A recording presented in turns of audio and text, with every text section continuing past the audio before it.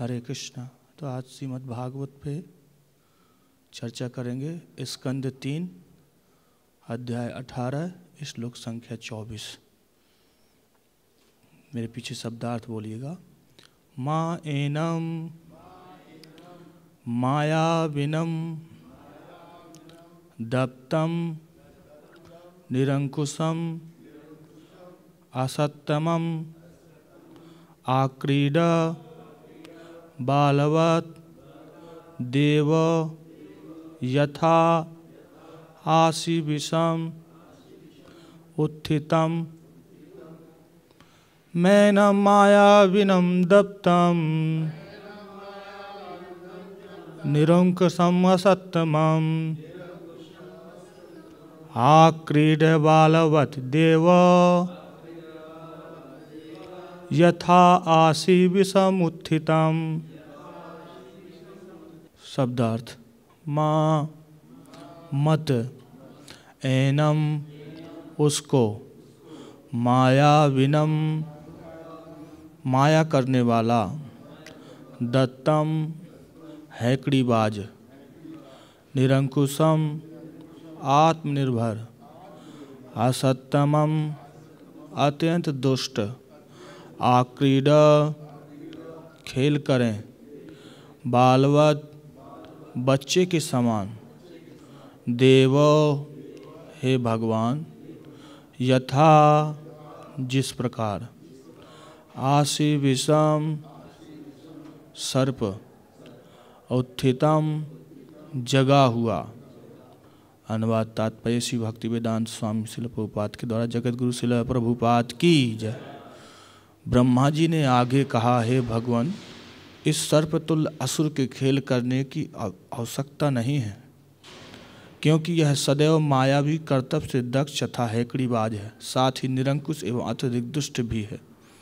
मेरे पीछे बोलिए। ब्रह्मा जी ने आगे कहा, हे भगवान इस सर्पतुल्य असुर से खेल करने की आवश्यकता नहीं है, क्योंकि यह सदैव मायावी कर्तव्य में दक्ष तथा हैकड़ीबाज है, साथ ही निरंकुश एवं अत्यधिक दुष्ट भी है।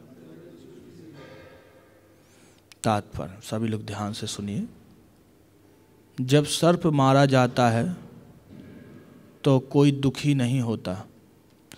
देहातों के लड़के अब भी सांप को पूंछ से पकड़कर कुछ समय तक खेल करते हैं और फिर उसे मार डालते हैं। इसी प्रकार भगवान चाहते तो असुर को तुरंत मार डालते, किंतु वे उससे उसी प्रकार खेल रहे थे जैसे सांप को मारने के पहले लड़के उससे खेल करते हैं। फिर भी ब्रह्मा ने प्रार्थना की कि चूंकि यह असुर अत्यंत दुष्ट है और सांप से भी अधिक त्याज्य है, अतः उसके साथ खिलवाड़ करने की आवश्यकता नहीं है। वे चाहते थे कि उसका तुरंत वध कर दिया जाए। ओम ज्ञानतिम्रान्धस्य ज्ञानाञ्जनशलाकया चक्षुरुन्मीलितं येन तस्मै श्रीगुरवे नमः। श्रीचैतन्यमनोभीष्टं स्थापितं येन भूतले स्वयं रूपः कदा मह्यं ददाति स्वपदान्तिकम्। वन्देऽहं श्रीगुरो शिवतपदकमलं श्रीगुरून् वैष्णवांश्च श्रीरूपं साग्रजातं सहगणरघुनाथावितं तं सजीवं सावधूतं सावधूतं परिजनसहितं श्रीकृष्णचैतन्यदेवं श्रीराधाकृष्णपादान् सहगणललिता श्रीविशाखाविन्तांश्च। हे कृष्ण करुणा सिन्धु दीनबन्धो जगत्पते गोपेश गोपिकान्त राधाकान्त नमस्तुते। तप्त कांचन गौरांगी राधे वृंदावनेश्वरी वृषभानुसुते देवी प्रणमामि हरिप्रिये। वाञ्छाकल्पतरुभ्यश्च कृपा सिन्धुभ्यैव च पतितानां पावनेभ्यो वैष्णवेभ्यो नमो नमः। जय श्री कृष्ण चैतन्य प्रभु नित्यानंद श्री अद्वैत गदाधर शिवसादि गौर भक्तवृंद। हरे कृष्णा कृष्णा कृष्णा हरे हरे, हरे राम राम राम हरे हरे। मूकं करोति वाचालं पंगुलंगायते गिरिं, यत्कृपातमहं वन्दे श्रीगुरून् दीनतारिणं, परमानन्दमाधवं श्रीचैतन्य ईश्वरम्। हरे कृष्णा। तो प्रसंग है भगवान बाराह तथा असुर हिरण्याक्ष के मध्य युद्ध है। तो ब्रह्मा जी स्तुति कर रहे हैं युद्ध के समय भगवान से। मैनम माया विनम दत्तम निरंकुशम असत्यमम आकीड बालव देव आस यथा आसी विषम उत्थितम।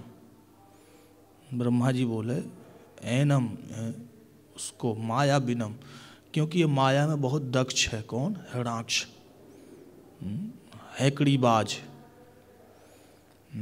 इसलिए आक्रीड बालवत, इससे कीड़ा मत कीजिए, बालक की तरह। यथा आवि विषम उत्थितम, क्योंकि ये विषतुल्य सर्प के समान। ब्रह्मा जी बता रहे कि क्या है, हिरण्याक्ष कैसे है। जैसे सर्प है तो सर्प खतरा रहता है ना, तो ब्रह्मा जी बोल रहे कि ये खतरा बहुत, जैसे आतंकवादी है कोई, वो आतंकवादी से यदि खेल करें तो सबको लगेगा भाई इसको जल्दी मारो, है कि नहीं। इस खेल करने का वो नहीं है, क्योंकि इसको आतंकवादी है। यदि थोड़ा बहुत यदि बच गया तो ये बहुत नुकसान कर सकता है। आतंकवादी क्या होता है, मरते मरते भी मार देता है कि नहीं। वो मर रहा है लेकिन यदि थोड़ी बहुत भी यदि जान है तो भी वो मार देता है कि नहीं। बहुत खतरनाक। उसी प्रकार यदि सर्प भी यदि बिल्कुल मरने वाला है लेकिन फिर भी यदि उसको डसने का मौका मिल जाए तो डस देगा। खतरनाक व्यक्ति बहुत ध्यान रहा, उसको सतर्क रहना चाहिए। तो ब्रह्मा जी प्रार्थना कर रहे हैं, स्तुति कर रहे हैं भगवान की कि इनको जल्दी से हिरण्याक्ष का वध कीजिए भगवान, क्योंकि ये सर्प के तुल्य है और इससे खेल करने की आवश्यकता नहीं है, क्योंकि ये मायावी कर्तव्य। और दूसरा क्या है, युद्ध कब हो रहा? दोपहर में हो रहा। आगे आएगा किस समय हो रहा युद्ध? दोपहर के समय। अब ब्रह्मा जी सोच रहे हैं कि यदि युद्ध ज़्यादा बढ़ गया तो संध्या हो जाएगी, तो संध्या में क्या है, मायावी शक्ति असुरों की ज़्यादा बढ़ जाती। रात्रि के समय असुरों का है ना, तो इसलिए वो शक्तियाँ ना बढ़ पाएँ, इसलिए ब्रह्मा जी स्तुति कर रहे हैं कि आप अभी मार दें।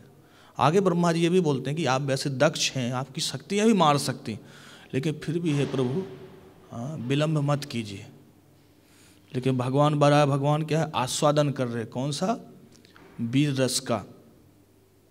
भगवान को लड़ने की इच्छा थी ना, तो उससे आस्वादन के लिए वो खेल कर रहे हैं हिरण्याक्ष से। लेकिन हिरण्याक्ष इस उद्देश्य से नहीं लड़ रहा कि मैं भगवान को खुश कर रहा हूँ, वो तो मारने के उद्देश्य से लड़ रहा है, लेकिन भगवान उससे आस्वादन कर रहे हैं।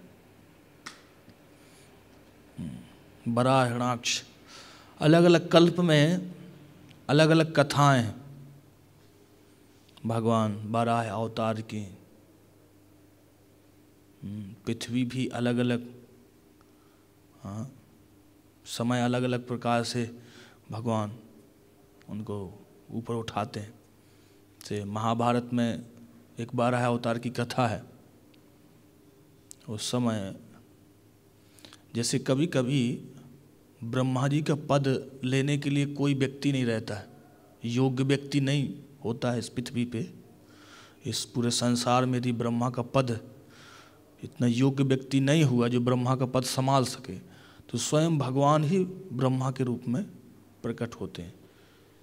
उसी प्रकार एक बार यमराज का पद संभालने के लिए कोई योग्य व्यक्ति नहीं था, कोई जीव ऐसा नहीं था जो यमराज का पद संभाल सके, तो स्वयं विष्णु ही यमराज के रूप में प्रकट हुए और उस पद को उन्होंने संभाला। अब भगवान क्या है, दयालु हैं, तो इसलिए किसी को मारते नहीं थे, किसी की मृत्यु नहीं होती थी। पशु पक्षी मनुष्य 84 लाख प्रकार की योनियाँ, कोई नहीं मरता था।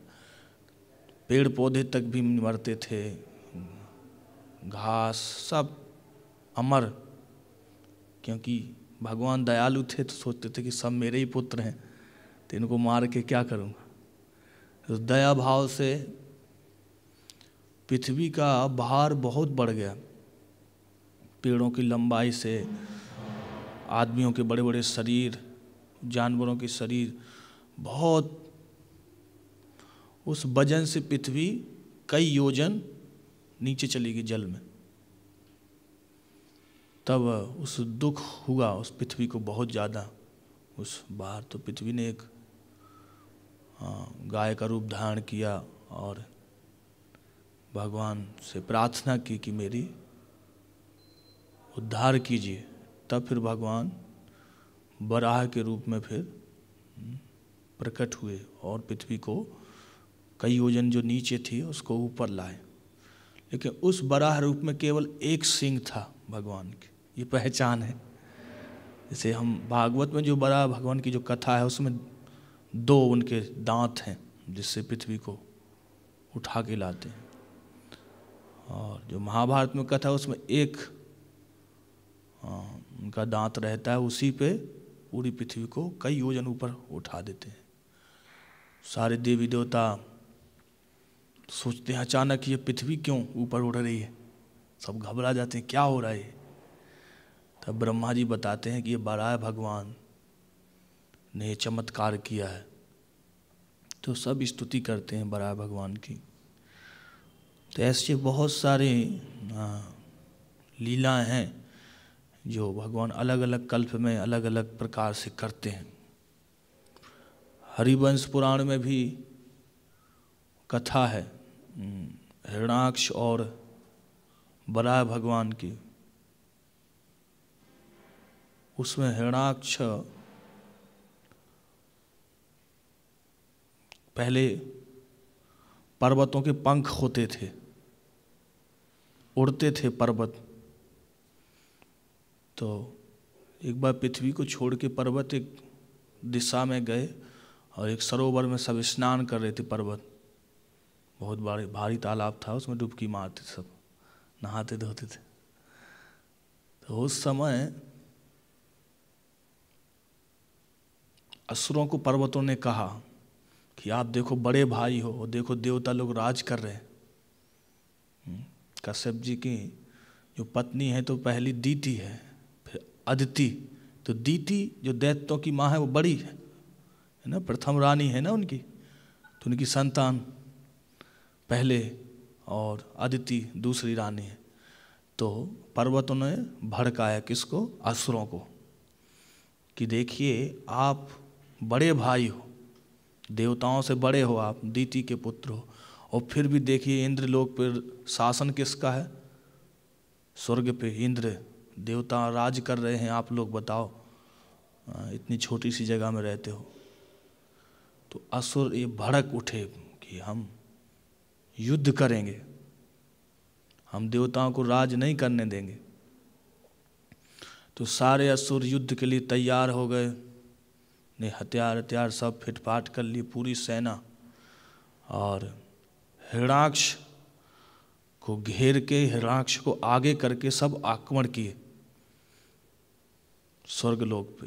तो इंद्र ने भी वहाँ से बहुत सारे देवी देवताओं को इकट्ठा करके सेना के साथ इंद्र भी सब सेना को आगे लेके चले, और हिरण्याक्ष और इंद्र का बहुत भयंकर युद्ध होता है, और बहुत सारे उसमें घायल होते हैं, कुछ मरते हैं। तब इंद्र देखता है कि हिरण्याक्ष की शक्ति बहुत भारी है और मैं जीत नहीं पाऊंगा। तब सब देवी देवता हैं भगवान से प्रार्थना करते हैं, 12 भगवान। तो 12 भगवान प्रकट होते हैं उस युद्ध भूमि में। तो वो चतुर्भुज रूप में रहते हैं, शंख चक्र गदा धारण किए रहते हैं, लेकिन केवल मुख उनका बड़ा है, सूकर का मुख रहता है। हिरण्याक्ष देखता है ये कौन आ गया बीच में, युद्ध करते करते पहचान नहीं पाता। असुर हैं, वो भगवान को समझ नहीं सकते। गीता में 10वें अध्याय के 14 नंबर श्लोक में अर्जुन कहते हैं, सर्वम एतम धृतम मन्ये यन माम वदसि केशव नाहि ते भगवन व्यक्ति विदुर देवा न दानवा। अर्जुन कह रहे कि मैं तो आपको स्वीकार करता हूँ, लेकिन देवतागण और असुरगण ना ही दानव आपको समझ सकते हैं। भगवान के स्वरूप को कोई समझ नहीं सकता है। जैसे जब नरसिंह भगवान प्रकट हुए तो हिरण्यकशिपु को क्या लगा, कोई विचित्र पशु है, भगवान के रूप में स्वीकार नहीं किए, है कि नहीं? क्योंकि भगवान के स्वरूप को जो असुर लोग हैं वो समझ नहीं पाते। ऐसे वर्तमान में भी ऐसे बहुत सारे लोग हैं जो गीता पे टीका लिखते हैं, लेकिन कृष्ण के स्वरूप को नहीं समझ पाते, कृष्ण को मानते ही नहीं, क्योंकि इनको कृष्ण को समझना बहुत मुश्किल है। अब प्रश्न उठेगा अर्जुन कैसे समझ गए? तो अर्जुन बताते हैं कि मैंने सुना है। किससे? संतों से सुना है। किस से सुना है? देवऋषि नारद जी, उनका बहुत बड़ा सभा भवन बना था युधिष्ठिर महाराज का, महाभारत में वर्णन है। उस सभा भवन में बहुत सारे ऋषि मुनि आते थे, वो भगवान के बारे में चर्चा करते थे। तो उसमें से नारद जी भी आते थे, और व्यास जी हैं, देवल मुनि हैं, और असित मुनि हैं, बहुत सारे, ये तो 4 ही हैं यहाँ, बहुत सारे ऋषि मुनि उस सभा में आते थे और भगवान के बारे में समझाते थे। तो अर्जुन गीता में बोल रहे हैं कि आप खाली नहीं बोल रहे हैं, मैंने और भी साधुओं से सुना है कि आप परम ब्रह्म हो, पर ब्रह्म परम धाम पवित्रम परमम भवाम। आप परम ब्रह्म हो और परम पवित्र हो और परम भवान और पुरुषम शाश्वतम। ऐसा नहीं कि आप अभी दिख रहे हो द्वापर में, जैसे कुछ लोग बोलते हैं ना कि कृष्ण तो जन्म लिए और शरीर छोड़ दिए, कुछ मूर्ख ऐसा बोलते हैं। लेकिन अर्जुन बोले नहीं, पुरुषोत्तम पुरुषम शाश्वतम, आप शाश्वत पुरुष हैं, हमेशा से हैं। ऐसा नहीं कि अभी द्वापर में आए इसके बाद है ही नहीं भगवान। प्रकट लीला में द्वापर में थे, लेकिन आप प्रकट में भगवान हर समय हर जगह हैं। और यदि हम नाम लेंगे तो देख सकते हैं, हरे कृष्णा कृष्णा कृष्णा हरे हरे, हरे राम राम राम हरे हरे। और अर्जुन देखो एक और खंडन कर रहे हैं, पुरुषम, और आप ज्योति नहीं हो, प्रकाश नहीं हो, क्या हो? आप पुरुष हो, और शाश्वत पुरुष हो, हमेशा हो, दिव्य हो, आदि देवम, और आदि हो, आप अजन्मा हो। ये भगवान की दिव्यता के बारे में अर्जुन बता रहे हैं। तो अर्जुन कैसे बता रहे? एक तो विराट रूप भगवान बताए अपने बारे में, वो दूसरा अर्जुन ने सुना है, साक्षात्कारी जो बड़े बड़े भक्त हैं उनसे सुना है और स्वीकार किया है। अब प्रश्न उठेगा कि दुर्योधन भी तो उनके यहाँ भी तो आते थे ऋषि मुनि, वो भी तो सुने हैं, लेकिन वो लोग क्या है, स्वीकार नहीं करते थे। जैसे हम लोग सुनते तो हैं लेकिन उसको स्वीकार नहीं करते, ये हम में कमी। क्यों स्वीकार नहीं करते हैं? आसक्ति,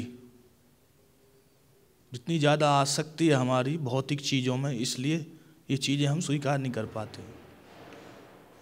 भक्ति रसानंद महाराज का एक लेक्चर है, तो उस पर बता रहे थे कि धृतराष्ट्र ने पूरी गीता सुनी। पहला श्लोक धृतराष्ट्र का है ना, संजय सुना रहे, पूरी गीता सुनी, लेकिन धृतराष्ट्र, जैसे अर्जुन तो बोले करिष्ठ से बचना, तब तो धृतराष्ट्र भी तो गीता सुन के युद्ध रोक सकता था, लेकिन क्यों नहीं रोका? क्या भगवान के शब्दों में कमी थी? गीता तो दिव्य ग्रंथ है। यदि आग के पास जाओगे तो प्रभाव तो डालेगा? नहीं डालेगा। तो गीता जैसी बातें यदि कोई सुनेगा तो प्रभाव तो आएगा कि नहीं आएगा? श्री जगन्नाथ बलदेव सुभद्रा रामायण की, श्री राधा दामोदर, श्री गौरता, इसलिए प्रभात की जय। तो भक्ति रसानंद महाराज बताते हैं कि धृतराष्ट्र की आसक्ति के कारण वो गीता में जो कहा गया उसको पालन नहीं किया। धृतराष्ट्र गीता तो सुना, लेकिन ध्यान क्या था, मेरे पुत्र जीत जाएं। शब्दों पे सुना सब, लेकिन उस पर पालन नहीं किया। एक उदाहरण दे रहे थे महाराज कि जैसे लोहा है और उस पर बहुत सारा कपड़ा लपेट दो आप, और फिर चुम्बक के नज़दीक ले जाओ तो चुम्बक उसको आकर्षित नहीं करेगी। तो चुम्बक के गुण में कमी नहीं है, चुम्बक तो लोहा को खींच लेती, लेकिन लोहा के ऊपर ही बहुत कपड़ा लपट गया है, इसलिए अब चुम्बक क्या करते। उसी प्रकार गीता तो दिव्य है, आज भी है, लेकिन हम इतने ज़्यादा आसक्तियों में फंसे हैं, शरीर रूपी आसक्ति और भी कई प्रकार की आसक्ति, द्वेष है हमें, श्री कृष्ण के ऊपर श्रद्धा नहीं है, इसलिए ये बातें टिकती नहीं। जो भक्त होता है उसको भगवान के शब्दों पे बहुत श्रद्धा होती है कि भगवान ने कहा। भक्त होता है थोड़ी सी कथा सुन के समझ जाता है क्या करना। परम पूज्य नवयोगेंद्र महाराज अपनी जीवनी के बारे में बता रहे थे कि मैं कैसे इस्कॉन में आया। तो महाराज बता रहे थे कि मैंने एक साधु से सुना था बचपन में कि ध्रुव महाराज 5 वर्ष की अवस्था में घर छोड़ के जंगल में चले गए भगवान की भक्ति करने के लिए। तो मेरे मन में आया, अरे मैं तो बहुत ज़्यादा उम्र हो गई मेरी, तो वो 5 साल में तो 10-12 साल का हो गया है या 17-18 साल का हो गया, तो मैं अभी तक क्यों नहीं घर छोड़ा ना, ये मन में भावना आई। तो वो एक कथा से तुरंत प्रेरित हो गए। जैसे बड़े बड़े भक्तों की हम नकल तो नहीं कर सकते, लेकिन प्रेरणा ले सकते हैं, है कि नहीं। श्री नामाचार्यदास ठाकुर की जब जीवनी चरित्र सुनते तो कि वो 3 लाख नाम जपते थे, तो सुन के क्या है, तो हम प्रेरणा तो ले सकते, 3 लाख नहीं जप सकते, लेकिन कुछ तो ज़्यादा जप सकते। हरे कृष्णा कृष्णा कृष्णा हरे हरे, हरे राम राम राम हरे हरे। तो जो असुर होते हैं, यदि उनको कोई पराक्रम बताए भी भगवान का, तो भी वो स्वीकार नहीं करते। यदि उन्हें कोई सुनाए भी तो भी स्वीकार नहीं करते। दुर्योधन को बहुत लोग समझाए, लेकिन दुर्योधन नहीं माना। व्यास जी धृतराष्ट्र को समझा रहे कि आप अपने पुत्र को समझाइए, तो धृतराष्ट्र कह रहे कि आप ही समझा दीजिए, व्यास जी से कह रहे। तो व्यास जी बोले मैं नहीं समझा पाऊंगा उसको।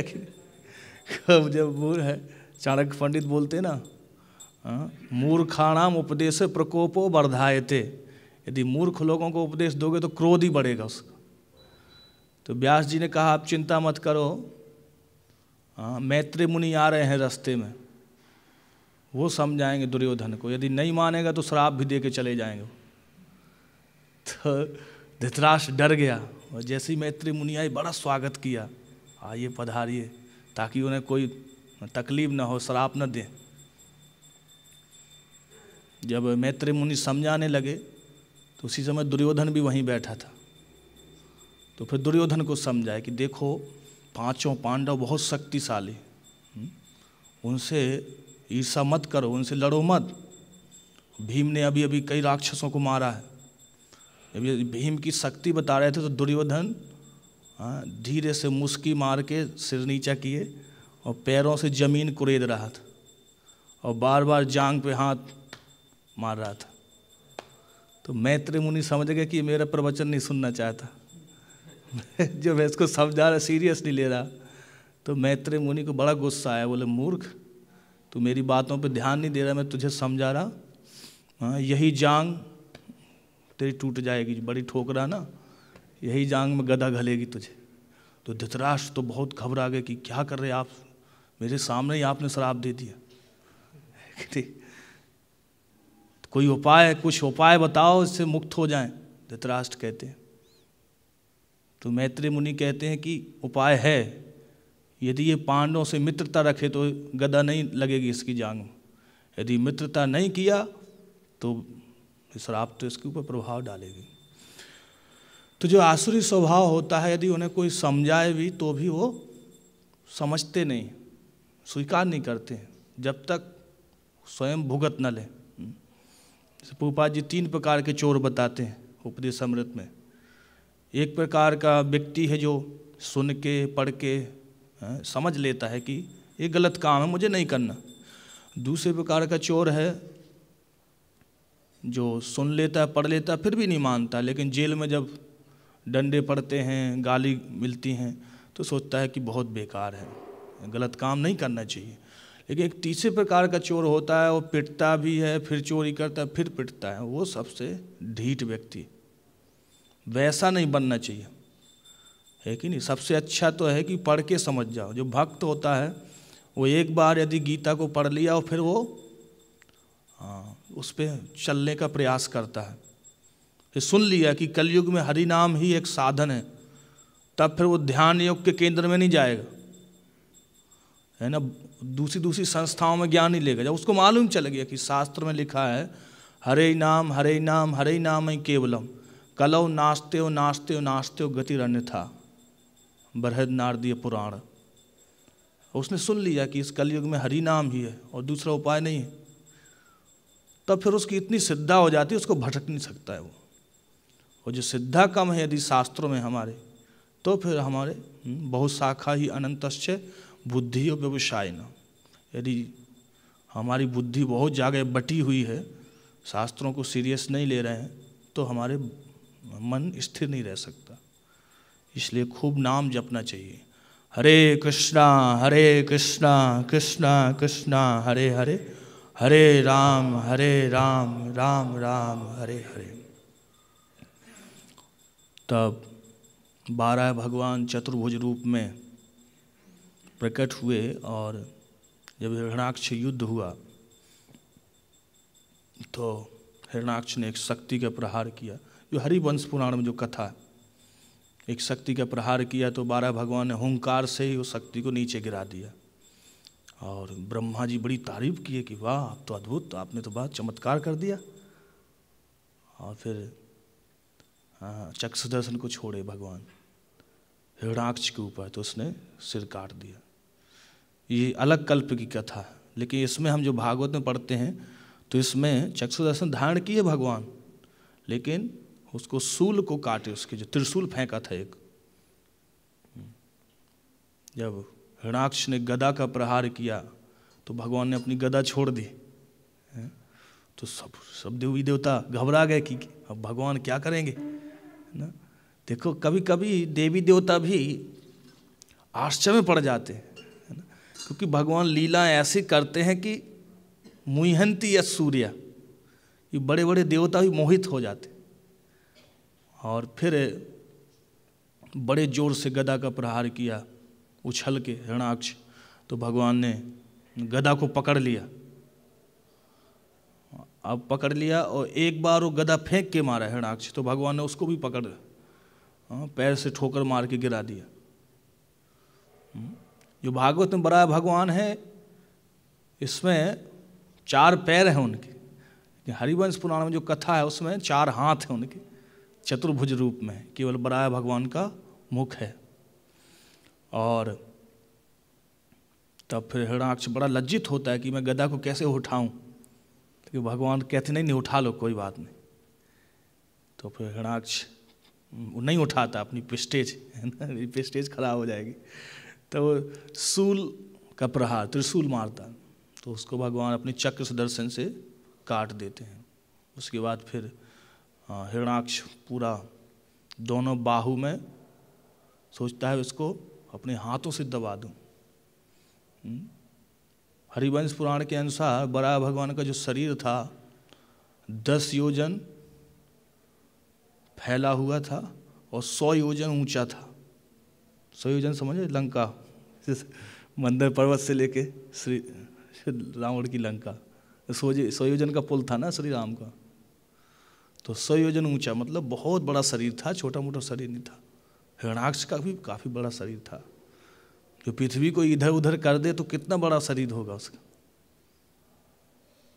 तो हिरण्याक्ष ने 12 भगवान को अपने बाहों में दबाने का प्रयास किया, लेकिन हिरण्याक्ष ने देखा कि बड़ा भगवान दबाए हैं, लेकिन बड़ा भगवान बाहर खड़े हैं उसकी बाहों के। तो सोचा कि बड़ा चमत्कार है, तब फिर घूंसा, खूब मारा।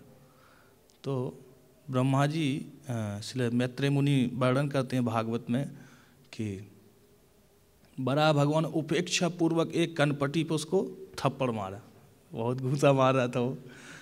उपेक्षा पूर्वक मतलब बहुत ध्यानपूर्वक नहीं, ऐसे ही बाई चांस घल गया, लेकिन अचानक धोखे से लग गया उसको। हाँ, जैसे हम मक्खी को भगा देते तो वो ऑटोमेटिक होता ही रहता है, हम है ना, मक्खी बैठती है, हम हाथ हिलाते ही रहते हैं अपने मन से, अलग से उसमें ताकत नहीं लगाना पड़ती।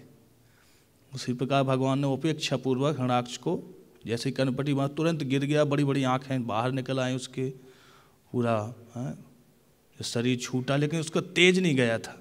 ब्रह्मा जी ये देखे और ब्रह्मा जी तारीफ किए कि इतनी भाग्यशाली इसकी मृत्यु है। शरीर का तेज जब चला जाता है, यदि आत्मा शरीर में नहीं है तो शरीर मुरझा जाता है, उसका तेज नहीं रहता। लेकिन ब्रह्मा जी कहते हैं क्योंकि भगवान वराह का हाथ का स्पर्श हुआ, इसलिए उसके शरीर में भी तेज रहा। नहीं, भगवान इतना दिव्य हैं कि यदि मुर्दे को भी यदि छू दे तो वो भी जिंदा जैसा लगेगा, है कि नहीं। तो उसी प्रकार जब हम हरि नाम लेते हैं तो ये भी हम भगवान का संग करते हैं, भगवान का स्पर्श होता है हमें। हरि नाम भी भगवान का ही एक रूप है। तो जो जितना ज़्यादा भजन करता है उसका एक तेज अपने आप दिखता है कि नहीं। तो खूब नाम जपेंगे तो हमारे अंदर भी तेज आएगा, भगवान का है ना स्पर्श होगा। हरे कृष्णा कृष्णा कृष्णा हरे हरे, हरे राम राम राम हरे हरे। तो ब्रह्मा जी कह रहे हैं कि माया विनम दत्तम, यह माया से बहुत पावरफुल है, इसलिए इसको ज़्यादा मौका मत दो, इससे खेल मत करो। और पूपा जी तात्पर्य बोल रहे कि जो गांव के बच्चे हैं वो खेल खेल में सर्प को पकड़ लेते, बाएं हाथ से एक कला होती है सांप को पकड़ने की, उसकी पूंछ को आप बाएं हाथ से पकड़ लो तो एक साइड मुड़ नहीं पाता है।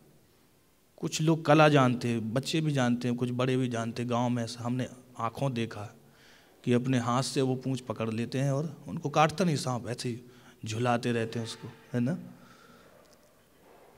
तो उसी प्रकार पूपा जी उदाहरण समझा रहे हैं कि गांव में जैसे पूंछ पकड़ लेते हैं तो बच्चे खेल करते रहते हैं, बाद में उसको मार देते हैं। उसी प्रकार भगवान खेल कर रहे थे।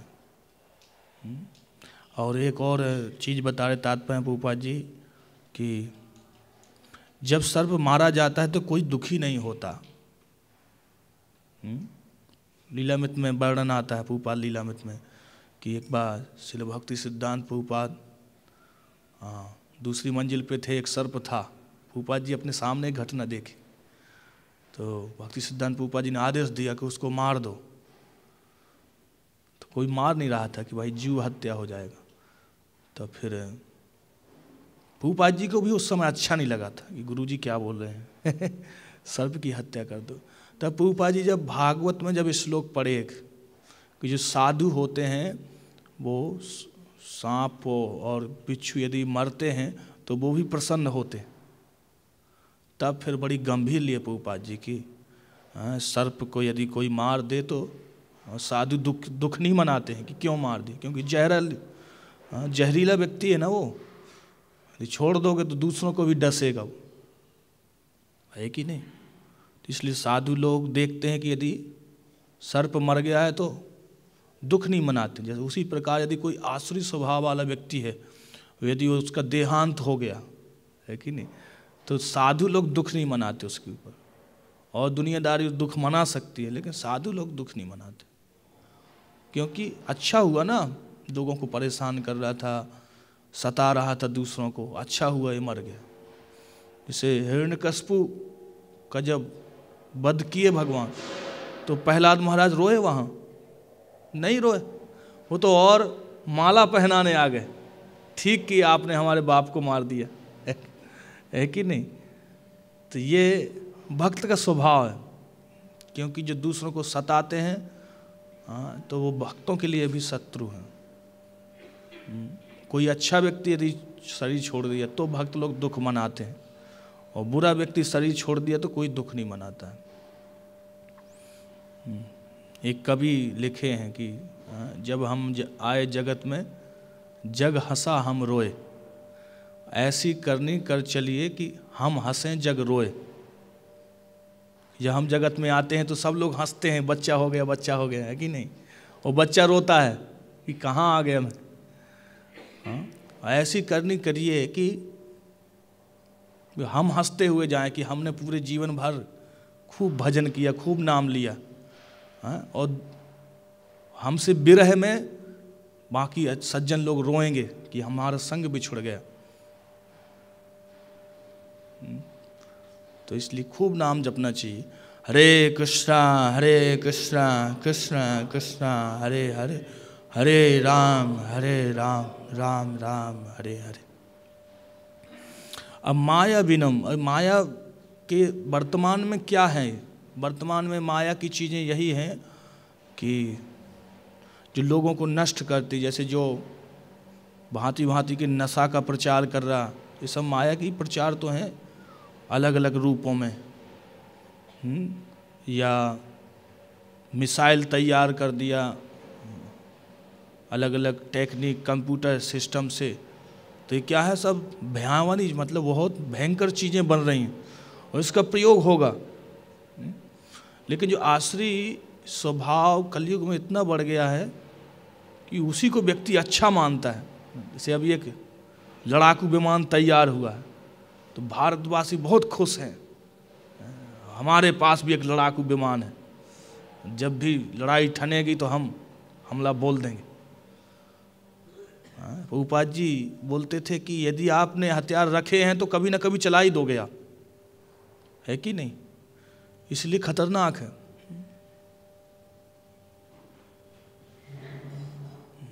अश्वत्थामा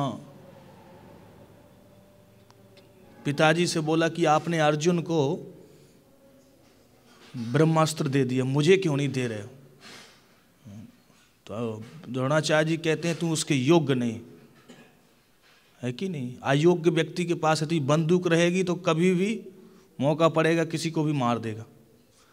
द्रोणाचार्य जी बोलते तुझ में योग्यता नहीं उस अस्त्र को, इंद्रियां बस में होना चाहिए, उसमें गाय का नाम 3 लाख जप करना चाहिए, बड़ा विधि विधान है ब्रह्मास्त्र धारण का। ये मचल गया अश्वत्थामा, पिताजी पिताजी सोले दया आ गई कि मेरा पुत्र है, चलो दे देते हैं, दे दिए।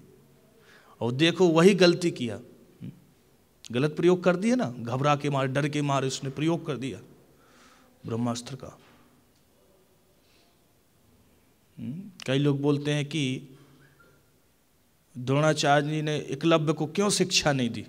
इसीलिए नहीं दी, अयोग्य व्यक्ति यदि तोप बंदूक यदि अयोग्य व्यक्ति के पास है तो वो कभी भी उसका गलत यूज कर सकता। सिमंतक मणि सत्यजित के पास थी, लोगों ने कहा कि ये सरकारी खजाने में जमा कर दो इसको, उग्रसेन महाराज के पास, नहीं तो कोई मार देगा आपको और लूट लेगा, है कि नहीं? लेकिन वो बोला देखो मैं तपस्या किया सूर्यदेव की, मणि लिया, देखो ये अपनी जुगाड़ लगा रहे हैं, है कि नहीं? तो ये गलत। तो देखो वही हुआ, उसका भाई मर गया प्रसेन, मणि के चक्कर में शेर मार दिया ना उसको।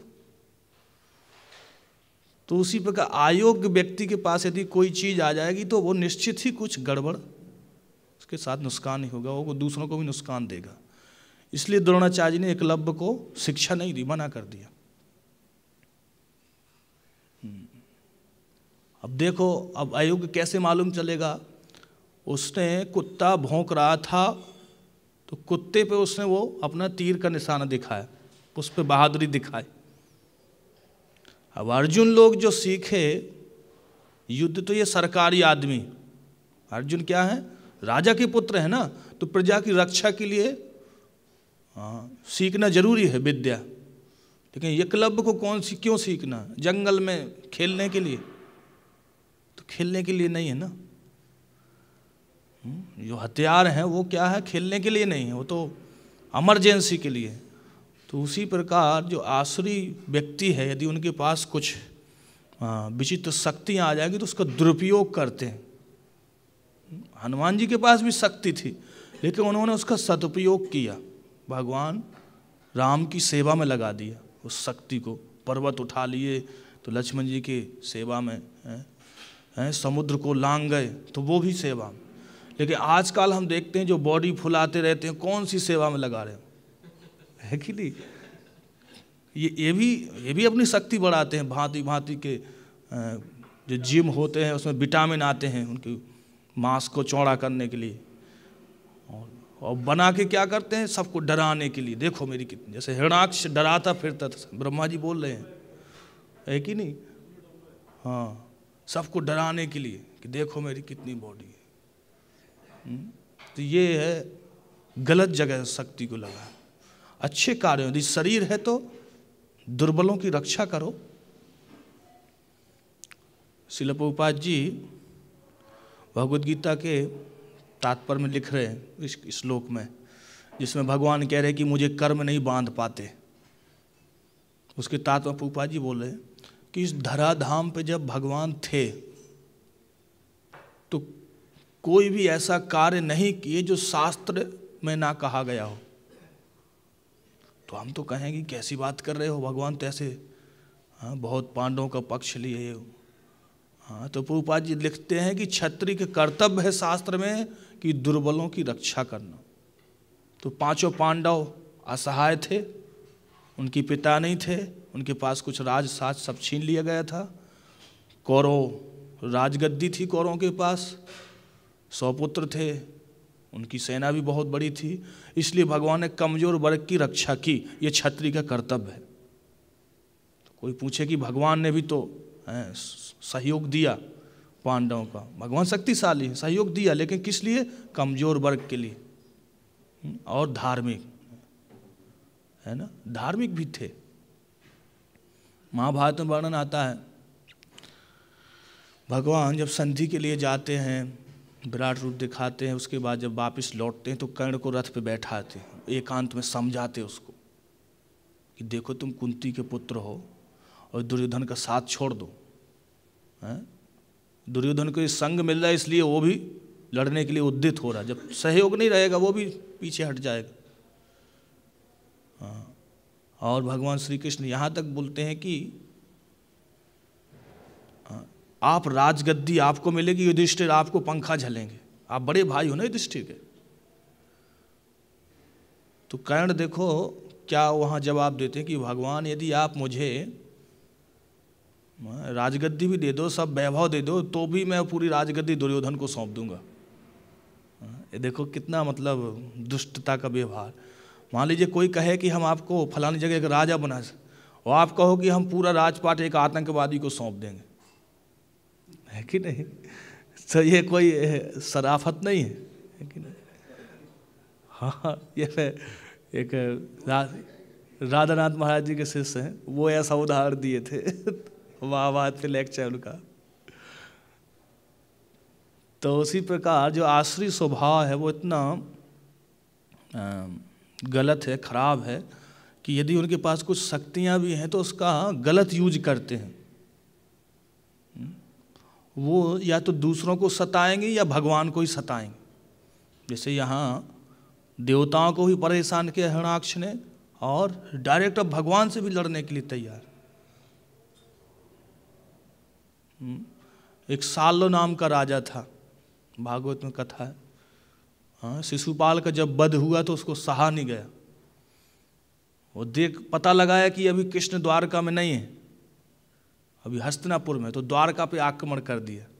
और बहुत बड़ा विमान था उसका, वो आकाश में उड़ता था, अंतर्धान हो जाता था।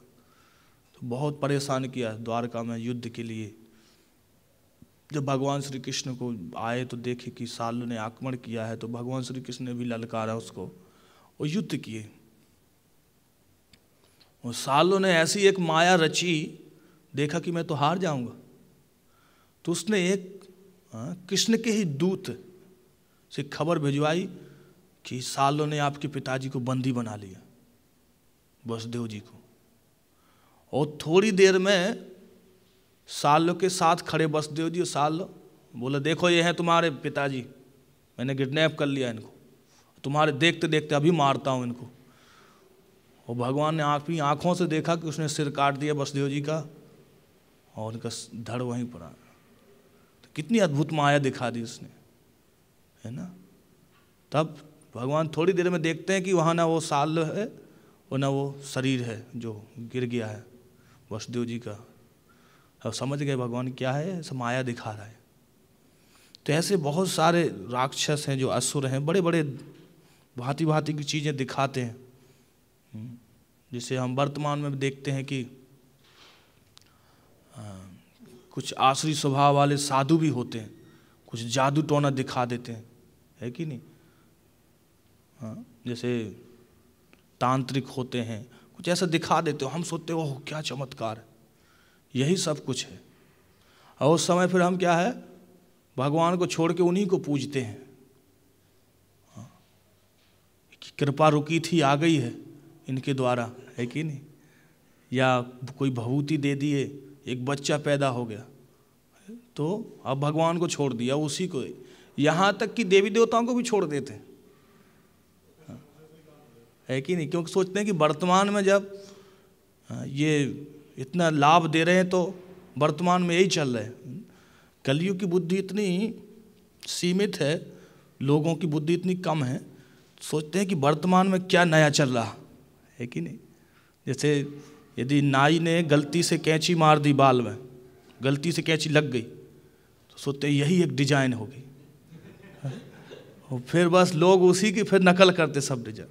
किसी का पैंट फट गया तो सोचे ये एक डिजाइन है, और फिर पता है ऐसी ऐसी मशीनें हैं कि पूरा बन जाता है, फिर उसको फाड़ते हैं उस पैंट को, है ना। जो फैक्ट्री है उसमें यही है, वो फैक्ट्री इसी के लिए बना है वो, कि जो नए नए पैंट हैं उसको फाड़ फाड़ के फिर सबको देते हैं, और सब लोग बड़ी खुशी से पहनते हैं, है कि नहीं। हाँ, उसी प्रकार वर्तमान में देखते हैं कि अभी नए मॉडल में कौन, हाँ, वर्तमान में कौन सबसे ज़्यादा फेमस है, तो उसी को भगवान मानने लगते हैं। ये हमारी मूर्खता है। पुराने के लोग जो थे वो देखते थे कि प्राचीन पुरुष कौन है, तो प्राचीन पुरुष में किसका नाम आता था, कृष्ण का। पुराण पुरुषम, हे केशव आप पुराण हो, आप प्राचीन हो। अर्जुन को भगवान बता रहे हैं कि मैंने ज्ञान सूर्यदेव को दिया था। अर्जुन तुरंत प्रश्न कर दिए, कैसी बात कर रहे हो, मैं तो अभी देख रहा हूँ आपको, है कि नहीं। सूर्यदेव को कहाँ से दे दिया आप। तब भगवान बोले बहुनी में जन्म व्यतीतानि, तुम्हारे मेरे जन्म बहुत बीत गए। तान्य हम वेद सर्वाणी, ना तुम वेद थे परंतप, मैं सब कुछ जानता हूँ तुम कुछ नहीं जानते।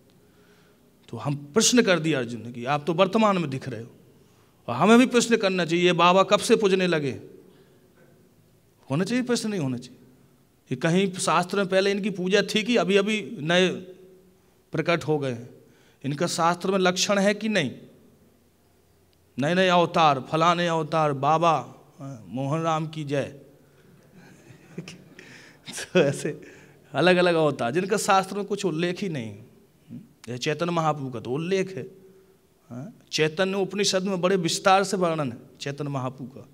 शिव जी बता रहे पार्वती जी से कि नवद्वीप में आएंगे, गौरांग हरि नाम संकीर्तन का प्रचार करेंगे, उनके साथ नित्यानंद प्रभु होंगे। ये चैतन्य उपनिषद में 108 उपनिषद में से नित्यानंद प्रभु अद्वैताचार्य होंगे, उनके शरीर में मैं स्वयं जाऊंगा, ये शिव जी स्वयं बता रहे हैं।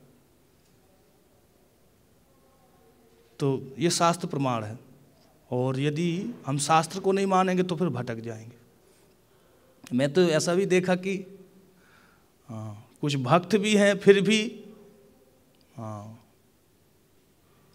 बाहर के बाबाओं को पूजते हैं, सब कुछ जानते हुए भी। इसको बोलते हैं ब्रह्मवाद। ब्रह्मवाद समझ रहे, एक होता है निराकारवाद, एक होता है ब्रह्मवाद। तो जो ब्रह्मवाद होता है कि जैसे चतुर्कुमार, ये ब्रह्मज्ञानी सुखदेव गोस्वामी ब्रह्मज्ञानी थे शुरुआत में। तो चतुर्कुमार भगवान को जानते थे, ब्रह्मा जी से सुने थे कि नारायण है, लेकिन आनंद ले रहे थे किसका? ज्योति का, शुरुआत में। क्यों? क्योंकि उन्हें उसी का अनुभव हुआ था। उसी प्रकार हम गीता सुन के समझ तो गए कि परब्रह्म श्री कृष्ण है, लेकिन फिर भी घर में अभी दूसरे के प्रति श्रद्धा है। क्यों? हम पहले उसको पूजते आए, किसी बाबा को, किसी तो छोड़ा नहीं जाता। प्रभुपाद जी विदेश में थे, एक के घर पे गए तो उसके घर में एक छोटा मंदिर था। प्रभुपाद जी से दीक्षित शिष्य था। प्रभुपाद जी ने घर में गए, भगवान के दर्शन किए और जैसे दंडवत प्रणाम किए तो प्रभुपाद जी ने गुरु परंपरा पे नज़र, तो गुरु परंपरा के प्रभुपाद जी की फ़ोटो थी, उसके आगे एक स्त्री की फ़ोटो रखी थी परंपरा की लेन में। तो प्रभुपाद जी बोले ये कौन है? बोले इसने मुझे धोखा दिया, इसी के कारण मैं भक्त बन पाया। तो प्रभुपाद जी बोले कि अरे भाई अब हटाओ इसको, अब हो गया जो हो गया, अब इसको पूजोगे क्या डेली? तो उसी प्रकार हम पहले किसी की पूजा करते रहे होंगे, लेकिन अब जब इस्कॉन से जुड़ गए हैं, सब पता चल गया है, तब फिर सब छोड़ देना चाहिए। ये नहीं कि बहुत पहले जब मैं कहीं रहता था तो सामने इन्हीं का दर्शन होता था, इसलिए जीवन भर उन्हीं को अपनी लाइन में रख लेते हैं, है कि नहीं? जैसे कोई अपने दुकानों पे एक बड़े पेट वाला ऐसा रखते हैं मूर्ति। क्यों रखते हैं? वो कभी बाई चांस उसको उसका संयोग मिल गया, उसको 2-3 बार देख लिया तो सोचे यही मेरे जीवन में आया, तो उसी को रख लेते। भांति भांति के आइटम निकलते। शहरों विदेशों में तो और ज़्यादा क्या क्या चीज़ को, किसी पुतले को ही बना के बैठा देते हैं कि यही मेरे जीवन में एक शुभ सकून है, शुभ। तो इसलिए हमें बहुत सावधान रहना चाहिए। ये है, जब पता नहीं है तब तो ठीक है, जब पता चल गया तब फिर गलत नहीं करना। भगवान को वो व्यक्ति पसंद नहीं है कि नहीं भाई? जिसको पता नहीं है तो ठीक है, लेकिन अब पता भी चल गया फिर भी हम गलत जगह, हमारी चेतना बटी हुई है तो बहुत मुश्किल है। तो हमें प्रयास करना चाहिए कि भगवत गीता को ध्यान से पढ़ें और भगवान की बातों को स्वीकार करें, तो हम भटकेंगे। जैसे अर्जुन ने करिष्ये वचनम, तब अर्जुन ने कहा मैंने आपसे सुना, अब मैं दृढ़ संकल्प हूँ, मेरा सारा संदेह चला गया, अब मैं करूँगा, युद्ध करूँगा, मैं पीछे नहीं हटूँगा। क्यों? अब मैंने गीता सुन ली है। उसी प्रकार जब हमें मालूम चल गया है कि सत्य क्या है, तो फिर दुख नहीं करना चाहिए। प्रभुपाद जी मायावादियों को खूब डांटते थे, लेक्चर खूब गाली देते थे। क्यों? क्योंकि प्रभुपाद जी बोले मुझे सत्य पता है, शास्त्र के अनुसार मैं डांट सकता हूँ, उनको गाली दे सकता हूँ, है कि नहीं? क्योंकि पता है मुझे। अब पता भी चल गया फिर भी हम स्वीकार नहीं कर पा रहे, तो क्या है? हमारे हृदय की दुर्बल्यम है। जैसे अर्जुन बोला ना, कार्पण्य दोषो उपहत स्वभावो पृच्छामि त्वाम धर्म सम्मूढ़ चेता। मैं सम्मूढ़ हो गया, समझ में नहीं आ रहा क्या, मेरा हृदय दुर्बल है। और दुर्बल कब तक रहा है हृदय? जब तक गीता सुनी नहीं उसने। और गीता सुन ली तो बस। जब भी आपको लग रहा कि मेरा मन किसी और बाबा की तरफ भटक रहा है, तो उसी समय गीता पढ़ना चाहिए, है कि नहीं? अर्जुन का भी मन विचलित हो गया था जब श्री कृष्ण इस धराधाम में अंतर्धान हुए, तो अर्जुन भी बहुत दुखी हो गए थे भगवान की विरह में। हाँ। एक साधारण बुद्धि समझे कि हमारा मित्र चला गया, भगवान चले गए ऐसा नहीं, हमारा मित्र चला गया। तब उन्हें क्या है, कैसे उस दुख को निवारण हुआ? गीता को याद किया, भागवत में वर्णन है। उन्होंने फिर गीता के उपदेश को याद किया, उनका शोक दूर हो गया। उसी प्रकार जब भी हम मोह में लगें कि मैं सही हूँ कि गलत हूँ, तो वहाँ क्या है, गीता से निर्णय लेना चाहिए, परंपरा के माध्यम से, गुरु के माध्यम से समझना चाहिए। तो हमारे सारे हम फंसेंगे नहीं, कहीं अटकेंगे नहीं। यदि नहीं समझ पाएंगे तो क्या है, आगे चल के क्या है, परंपरा मिक्सचर हो जाएगी। ज्ञान तो यहाँ शुद्ध आ रहा, लेकिन हमारी वो पुरानी आसक्ति है, उसको साथ रखते रखते वो फिर समझ में ही नहीं आएगा कि आपकी पुरानी आसक्ति थी या संस्था से ये आ रहा। इसलिए हमें जो शुद्ध रूप में बताया जाए उसको स्वीकार करके उस पर चलने का प्रयास करना चाहिए। कुछ चीज़ें होती हैं कि हमारे बस में नहीं होता है कुछ, और कुछ चीज़ें हमारे बस में होती हैं। है कि नहीं। अब जो हमारे बस में तो उसको तो कर ही जा सकते हैं, और जो बस में नहीं है तो भक्तों के संग में रहेंगे तो वो भी संभव हो जाएगा। हरे कृष्णा कृष्णा कृष्णा हरे हरे, हरे राम राम राम हरे हरे। तो प्रभुपाद जी बता रहे हैं कि तात्पर्य में कि ब्रह्मा ने प्रार्थना की कि चूंकि यह असुर अत्यंत दुष्ट है और सांप से भी अधिक त्याज्य है, इसको त्याग देना चाहिए। जैसे कि हम महाभारत में पढ़ते हैं कि जब दुर्योधन पैदा हुआ तो अशुभ भाषा में बोला, वो श्यार की आवाज़ निकाला पैदा होते ही, हु। तो क्या है, सब लोग घबरा गए, धृतराष्ट्र भी घबरा गए, क्या हो रहा, पहले ही पुत्र ऐसा बोल रहा है कि नहीं। और फिर विदुर जी ने वहाँ कहा कि इसको त्याग दो। यदि एक कुल की रक्षा के लिए एक व्यक्ति को त्याग सकते हो, शास्त्र का श्लोक बोले विदुर जी, और एक गांव की रक्षा के लिए कुल को त्याग सकते हो, और शहर की रक्षा के लिए गांव को त्याग सकते हो यदि गांव बहुत दुष्ट है कि नहीं। तो शहर को ऐसे बताते हैं। और फिर विदुर जी कहते हैं कि आत्मा की रक्षा के लिए संसार को त्याग दो। हरे कृष्णा कृष्णा कृष्णा हरे हरे, हरे राम राम राम हरे हरे। अब वर्तमान में हम क्या त्यागें, प्रश्न उठेगा ना। तो कलयुग में क्या है, असुर क्या है, आसुरी स्वभाव है, उसको त्याग दो। जब ये जीव में असुर बोल रहा है कि थोड़ा मांस खा लो, है कि नहीं, तो इसको नहीं खाना है, इस पे पीटना है इसको, इस विचार को, गलत विचार को। असुर बोल रहा है थोड़ा बीड़ी पियो, है कि नहीं, थोड़ा गांजा पियो, है ना, ये गलत विचार हैं, इनको भगाना। और भगेंगे कैसे, जब सेना के साथ रहोगे। तो सेना क्या है, भक्तों का संग, भक्तों के संग में रहोगे, हाँ, तो फिर ये भटकने नहीं देंगे आपको, है कि नहीं। और भक्तों के संग में भी उनकी बात मानना पड़ेगा, है कि नहीं। और संग में तो हो लेकर सुनते कुछ नहीं, है कि नहीं। एक भक्त थे, इस्कॉन के ही भक्त थे, तो एक महाराज प्रवचन दिए, 1.5 घंटा प्रवचन दिए। उसके बाद जैसे ही वो उतरने लगे तो उसने भक्त ने कहा कि कुछ कृपा कीजिए। बोलते ना, सब लोग बोलते हैं कि थोड़ा आशीर्वाद, थोड़ा कृपा कीजिए। तो महाराज बोले अभी दिया नहीं 1 घंटा कृपा, तू लिया नहीं क्या, कृपा यही है ना, बोला हूँ मैं, है? तो हम लोग वास्तव सोचते हैं कि कृपा मतलब कुछ आशीर्वाद दें। कृपा वास्तविक यही है कि जो भगवान ने बताया, जो हम भगवान के बारे में बताते हैं, जिस चीज़ें बता दी हैं उसको पालन करना, यही कृपा है कि नहीं। वास्तविक कृपा है। गोपियाँ गोपी गीत में क्या बता रही हैं, सबसे बड़ा दान क्या है, भूरिदा जना, जो इस कथा को दान करते हैं, भगवान के बारे में सुनाते हैं, सबसे बड़ी कृपा यही है। तो हमें प्रयास करना चाहिए कि किसी न किसी भक्त के मार्गदर्शन में रह के भक्ति करें और उनकी बात को मानें, गंभीर लें, प्रयास करें। मान लीजिए आपको कुछ भक्तों ने कुछ आपको गलत चीज़ों को छोड़ने के लिए कहा, आप 100% नहीं छोड़ सकते, लेकिन कम से कम कुछ प्रतिशत तो छोड़िए। मान लीजिए आदत खराब है तो कुछ तो होना चाहिए ना, बिल्कुल नहीं भैया हमारी आदत खराब है, ऐसा थोड़ी है, कुछ तो छोड़ना ही पड़ेगा, नहीं तो फिर कैसे बदलाव होगा।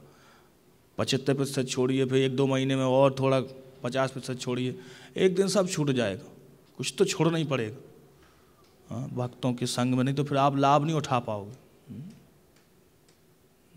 सार्वभौम प्रभु जी बताए थे कि जो गाय होती है तो उसी गाय से जो थन से दूध निकलता है, आदमी दूध निकाल लेते हैं, और उसी गाय के थन से जो एक मक्खी होती है वो खून निकालती है, उसको बड़ी माछी वो होती है, कुछ बोलते हैं उसको, क्या बोलते हैं, बड़ी रहती है, वो खून चूसते हैं पशुओं का, मच्छर बोलते हैं, डांस, हाँ डांस।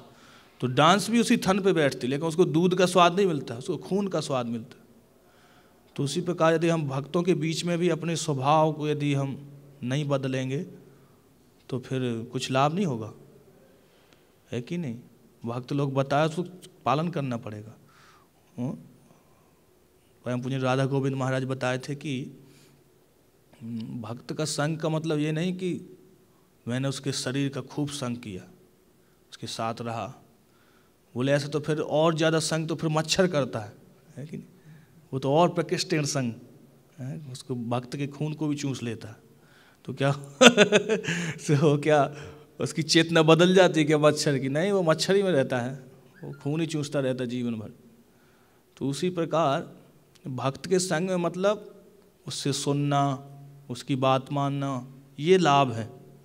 भक्त मंगला आरती में आएगा तो आप भी आओगे, वो जप करेगा आप भी जप करोगे, वो कथा सुनेगा आप भी कथा ये लाभ है भक्त के संग। तो ये लाभ हमें लेना चाहिए। हरे कृष्णा कृष्णा कृष्णा हरे हरे, हरे राम राम राम हरे हरे। वैष्णव क्या है? कल्प वृक्ष के समान है। वांछा कल्पतरुभ्यश्च कृपा सिंधुभ्यो। अब भक्त से आप जैसी कामना से संग करोगे मिल जाएगा, ऐसी बात नहीं मिलेगा। एक परम पूज्य राधा गोविंद महाराज बता रहे थे कि एक व्यक्ति था, वो खाने का बहुत शौकीन था, तो इसलिए मंदिर में आता था, इस्कॉन मंदिर, और देखता था कि महाराज को ज़्यादा आइटम देते हैं लोग, है कि नहीं। तो महाराज के बगल पे बैठता था वो कि इनकी थाली में आएगा तो मुझे भी मिल जाएगा साथ में। तो अब देखा कि कोई दे नहीं रहा मुझे कुछ, तो आवाज़ लगा था, अरे हरे कृष्णा, महाराज को चाहिए, थोड़ा लाओ। तो महाराज मना करे तो मुझे नहीं चाहिए। तो फिर बोले इनको दे दो, महाराज बोलते थे इनको दे दो, तो इनको दे देते। तो ऐसा मतलब वो भी लाभ मिलता है, यदि हम भक्त के संग में यदि खाने के लिए आए तो प्रसाद भी मिल जाएगा। लेकिन मुख्य जो लाभ है वो क्या है? कृष्ण की भक्ति में, कृष्ण के प्रति आकर्षण, कृष्ण की कथा में रुचि आए, कीर्तन में, भागवत पढ़ने में रुचि आए, ये असली लाभ है। कि इनका संग करूँगा, बहुत बड़े महाराज हैं, इनके साथ रहूँगा तो कुछ मेरी वैल्यू हो जाएगी, मुझे भी पैसा मिलना लगेगा। ये सब भौतिक उपाधियाँ हैं। जो मुख्य लक्ष्य है, ये गौण है, गौण है, लेकिन मुख्य लक्ष्य क्या होना चाहिए कि मैं शुद्ध भक्ति कर पाऊँ, भक्तों के संग में रहूँ, ये मुख्य लक्ष्य होना चाहिए। और रूपा जी तात्पर्य में लिखते हैं गीता के कि कुछ लोग आते हैं हमारी संस्था में कुछ भौतिक उद्देश्य से और जुड़ जाते हैं, जैसे उनका उद्देश्य पूरा होता है पुराने रड्डे पे चले जाते, है ना। तो यदि हम भौतिक इच्छाओं से आए हैं तो ज़्यादा दिन भक्तों के संग में नहीं रह पाएंगे। हाँ, यदि ये सोच के आए हैं कि मैं गंभीरता से भक्ति करूंगा, तो यदि भौतिक इच्छाएं भी हैं तो वो भी चली जाएंगी। और यदि भौतिक इच्छा ही मुख्य उद्देश्य है, भक्ति का कुछ है ही नहीं, भक्ति करोगे नहीं, तो फिर इच्छा नहीं। सुखदेव गोस्वामी बोले भागवत में कि अकामः सर्व कामो मोक्ष कामा उदारधि। यदि आपकी अकाम है या सकाम भक्ति है, तीव्रेण भक्ति योगेन, तीव्र भक्ति करना पड़ेगी, गंभीर होना पड़ेगा। और गंभीर नहीं है तो बस वही भौतिक लाभ मिलेगा और फिर भक्तों से कुछ मतलब नहीं रहेगा, और हो सकता है मंदिर ही छोड़ के दूसरे संस्था अलग से खोल लो अपनी। क्योंकि जो भौतिक इच्छाएं, हम सम्मान चाहते हैं या धन चाहते हैं, तो हो सकता है कि यहाँ कुछ बाधा आएगी तो क्या है, हम दूसरी संस्था ही खोल लेंगे, अलग से प्रचार करेंगे। तो ये बहुत कठिनाई है भक्ति में। इसलिए तीव्र भक्ति मतलब गंभीर। मंगला आरती में जो पूपा जी नियम दिए तो जाना चाहिए। मंगला आरती है, जप करना है, कथा है, तो इससे एक शक्ति आती है, आध्यात्मिक शक्ति, वो शुद्धि होगी आपकी उससे। भक्तों का संग, पूपा जी क्या बोले कि यदि भौतिक इच्छाएं भी हैं लेकिन भक्तों का संग करोगे तो वो भी चली जाएंगी। अब भक्तों का संग से ही हम दूर चले गए, मंदिर ही नहीं आते, क्यों? हमें भौतिक इच्छाएं पूरी होंगी, हमारे लाभ मिल गया। इसलिए उद्देश्य ये नहीं, उद्देश्य क्या होना चाहिए? कृष्ण भक्ति। एक कथा है, लौकिक कथा है। एक साधु थे, बहुत सारे उनके आश्रम में ब्रह्मचारी थे, तो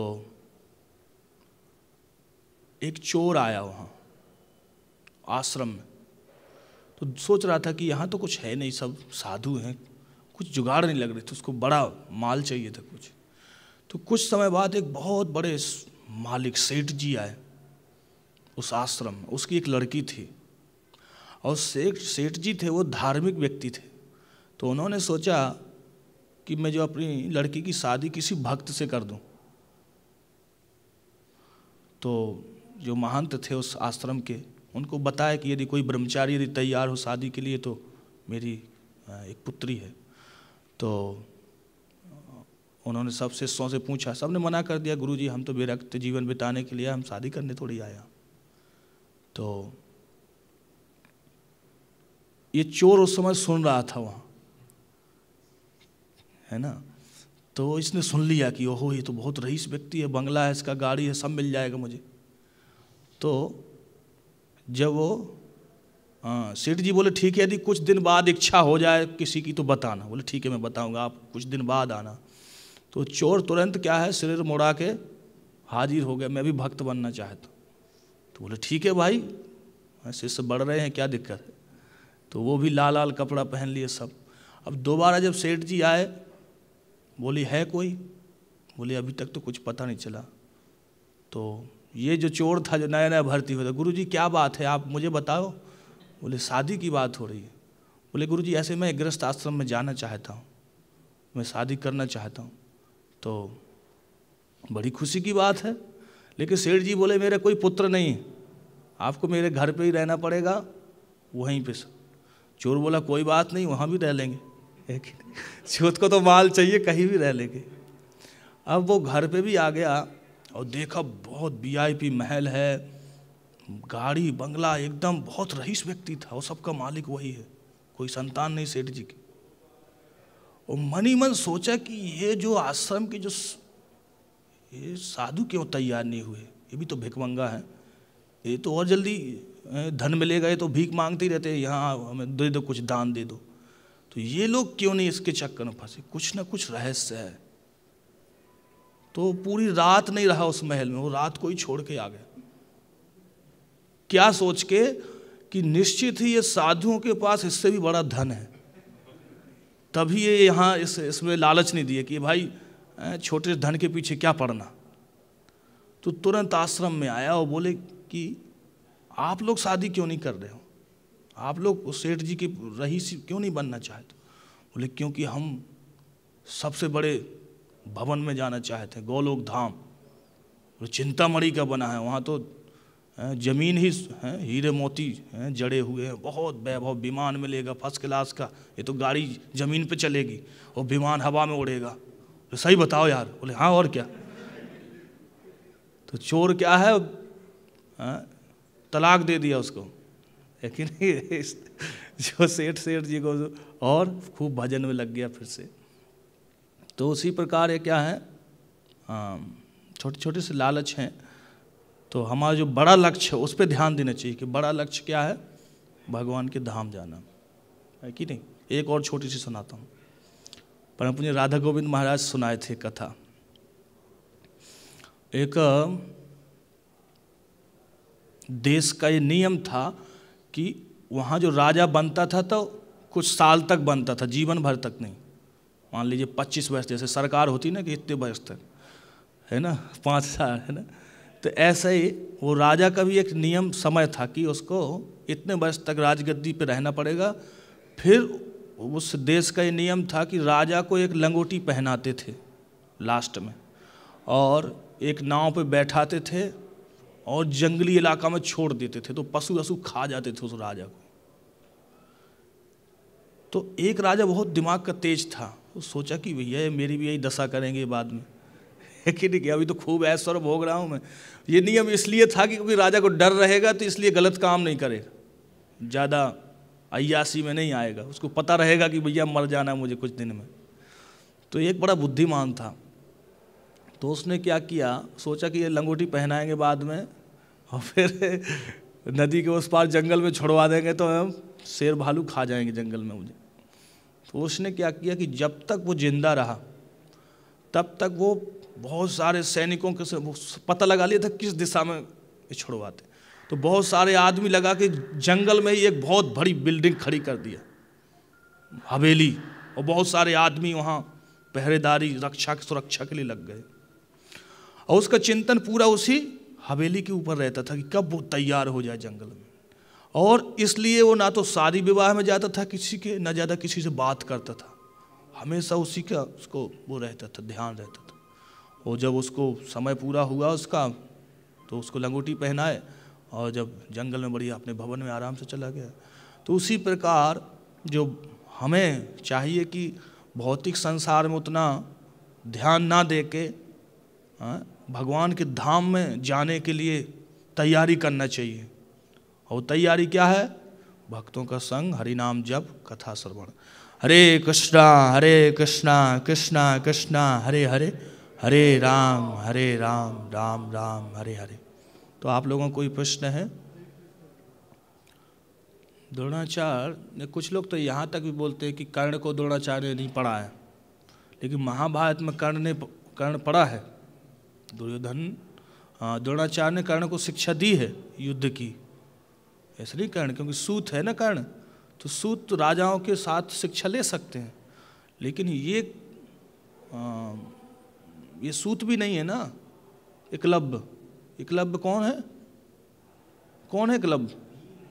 भील है ना, भील है। भील मतलब बहुत अलग ही उसका वो है माहौल, रहने का, खाने का। हाँ, और वहाँ वो पढ़ाई किसको कर रहे? राजाओं के पुत्रों को कर रहे ना। मान लीजिए अब किसी स्कूल का कुछ नियम है कि इसमें राजाओं के लड़के के साथ यदि कुछ दीगर लड़का पढ़ेगा तो पूरा माहौल ख़राब कर देगा ना वो, क्योंकि राजाओं के लड़के का व्यवहार अलग है, उसका व्यवहार अलग है कि नहीं। और एकलव्य इतना दुष्ट था कि भगवान श्री कृष्ण ने बाद में मारा उसको। भगवान कृष्ण ने मारा एकलव्य को। तो और जब द्रोणाचार्य जी ने मना किया था कि मैं, तुम शिक्षक नहीं हो, क्यों? क्योंकि किस लिए आपको ये क्यों सीखना चाहिए? ऐसे ही दिखाने के लिए। क्षत्रिय संस्कार नहीं ना एकलव्य के, इससे संस्कार थे, क्षत्रिय धर्म का पालन करना था इनको, तो क्षत्रिय के लिए है ना सब।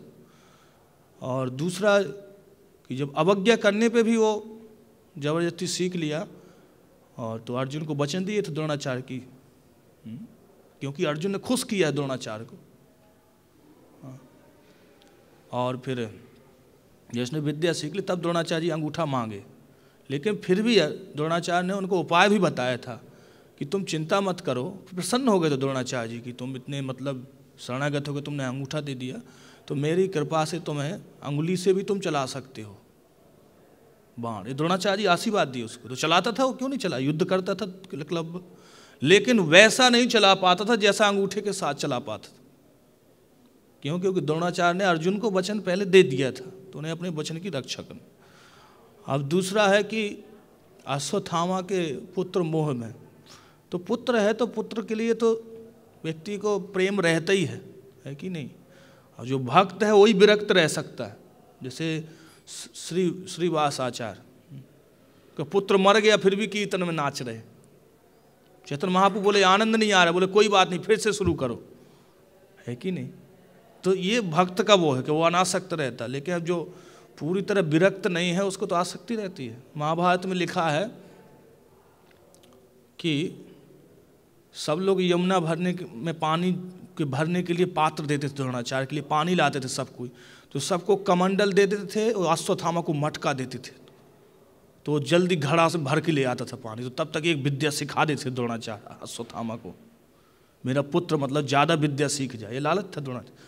लेकिन अर्जुन इतने बुद्धिमान थे कि वो एक तीर चलाते थे, वो तीर ही कमंडल भर के लेके आ जाता था, जल्दी जल्दी आ जाते अश्वत्थामा, गुरु जी प्रणाम, हमें भी सिखाओ। अश्वत्थामा के साथ ही आ जाते थे।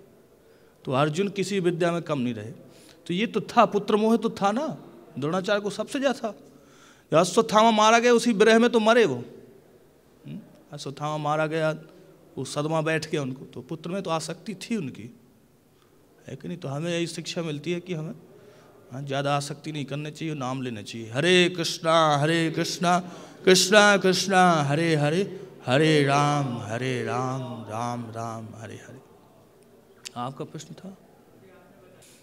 भगवान की दो प्रकार की लीला है, नर लीला एक है दिव्य लीला।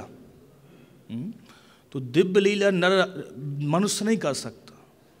मनुष्य जितने कार्य कर सकता वो भगवान ने शास्त्र के अनुसार किया। अब जैसे विराट रूप है तो मनुष्य नहीं दिखा सकता ना, तो भगवान की दिव्य लीला में आ जाएगा। और गोपियों से रास करना ये भी दिव्य लीला में आएगा। लेकिन जो क्षत्रिय की भूमिका निभा रहे भगवान, तो वो सब शास्त्रों से युद्ध में जो जो किए वो सब शास्त्र के अनुसार किए। और ऐसा नहीं, जब महाभारत पढ़ोगे ना तो बार बार कोट करते हैं भगवान कि हे अर्जुन, अर्जुन को जब समझाएंगे तो बोलेंगे हे अर्जुन, ये शुक्राचार्य की नीति में ऐसा कहा गया है या बृहस्पति नीति में ऐसा कहा गया, इसके अनुसार आप लड़ सकते हैं। भगवान उदाहरण देते ना शास्त्र के अनुसार। ब्राह्मण या अश्वत्थामा की वध की बात थी, तब भी भगवान ने यही कहा था कि शास्त्र में लिखा है कि ब्राह्मण वध नहीं कर सकते ब्राह्मण, लेकिन जो आतताई है उसको मार सकते हो। अब सोच विचार के आप ही करो क्या करना है आप। तो ऐसे भगवान शास्त्र से कई जगह पूरे शास्त्र से ही कोट करते थे भगवान, जो भी उपदेश देते शास्त्र से कोट करके। तो जो दिव्य लीला में भगवान की दिव्य लीला को नर लीला एक साथ समझ नहीं समझ। जैसे रास लीला है तो ये दिव्य लीला पे आएगा। हजारों गोपियों के साथ कोई नाच सकता है कि नहीं नाच सकता है? वो इंद्रियां बस में रख सकता है कि मनुष्य नहीं रख सकता, तो ये भगवान ही कर सकते। विराट रूप है वो भी भगवान की दिव्य लीला में आएगा। और बाकी जो मनुष्य की तरह जो आचरण किए वो भगवान शास्त्र से प्रमाण दे के, सब शास्त्र के ही। पूपा जी बोलते वैसे भगवान को जरूरी नहीं है कि शास्त्रों को अधीन चलें वो, लेकिन फिर भी भगवान इस जब नरलीला क्षत्रिय धर्म निभाए तो सब शास्त्रों के अनुकूल किए। कोई भी ऐसा नहीं था जो शास्त्र को लांघ के किए। हाँ अब तो काम। अब जैसे अनेकों रानियों से शादी की, तो शास्त्र में है ना कि राजा क्षत्रिय है, अनेकों स्त्रियों से शादी कर सकता है। शास्त्र में विधि है। चित्रकेतु महाराज की, बहुत सारे राजा की, शास्त्र में है ये विधि। यदि उनका, पूपा जी भी बोल रहे कि यदि मनुष्य उनका खर्च चला सके तो वो कर सकता है, नहीं कर सकता है तो एक ही पत्नी से संतुष्ट रहना चाहिए। तो भगवान शक्तिशाली थे तो सब समर्थ थे, एक एक भवन सबके लिए, कोई कमी तो नहीं थी ना। और यदि हम नकल करेंगे तो फंस जाएंगे। क्यों? वो परेशान हो जाएंगी पत्नी की, क्या ला रहे तुम, कुछ नहीं ला रहे मेरे लिए, है कि नहीं? इसलिए नकल नहीं कर सकते। उन्हें भगवान की कथा सुन के ही संतुष्ट रहना चाहिए। ठीक है, हरे कृष्ण। ग्रंथराज श्रीमद् भागवतम की, श्रील प्रभुपाद की, जय श्री राम।